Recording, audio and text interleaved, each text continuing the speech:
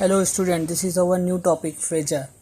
I am explaining this topic because we are going to upload some of the videos on AC series circuit, and in AC series circuit you must required to know the phasor because we have to draw the phasor diagram for respective circuits.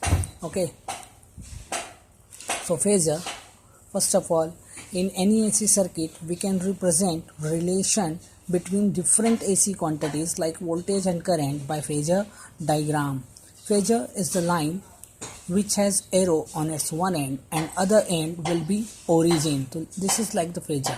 Okay, one end always consists an arrow and another end will be considered as its origin point.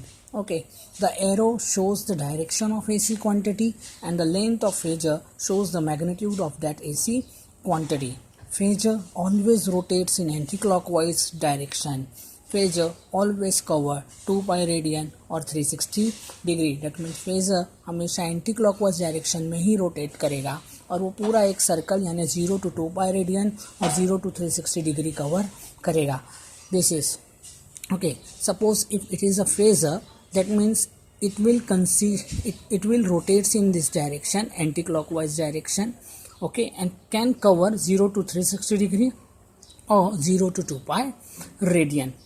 In phasor diagram, we can represent the two AC quantities or many other AC quantities in different forms. That is leading quantity, lagging quantity, in phase quantity or out phase quantity. So first is leading quantity. Okay, suppose in this circle you have this first phasor. Okay, reference phasor, we can consider it is first AC quantity and another one is second AC quantity. Okay, let first AC quantity or reference phasor is I, that is current, and second one is V, that is voltage. In this case you can see the current I is the reference quantity and voltage V. And when the phasor, second phasor will rotates in anti-clockwise direction from reference phasor, that means that second quantity is a leading quantity. Okay, I is the reference phasor, V is the second AC quantity which leads current I by 5 degree, and always the angle between two quantity will be 5 degree. Okay, it is also known as the phase angle. Okay, lagging quantity. In this particular diagram you can see this is the reference phasor, first AC quantity, and this is the second AC quantity. First AC quantity is current I. Okay, in this particular figure you can see the second AC quantity is away from reference phasor and you have to go towards the clockwise direction.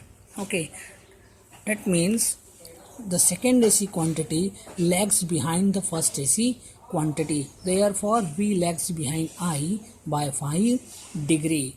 As I told you, the phasor always rotates in anti-clockwise direction.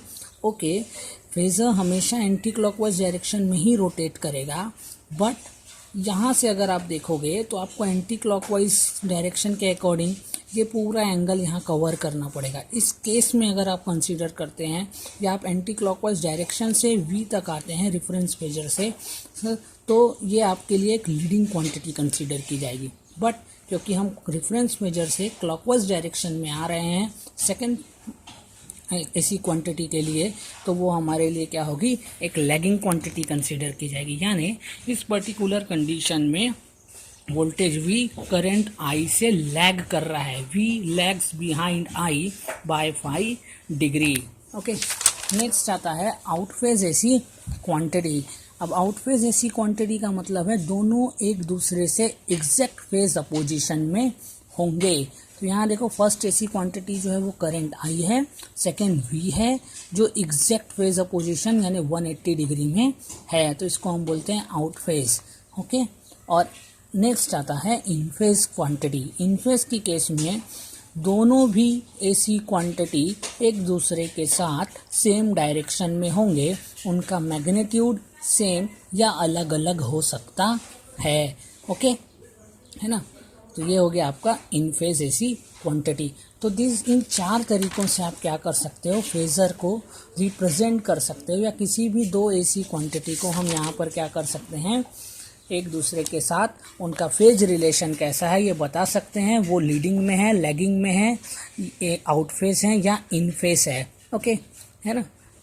तो please subscribe my channel, hope it will very helpful to you understand it, go through it and subscribe my channel. Thank you very much.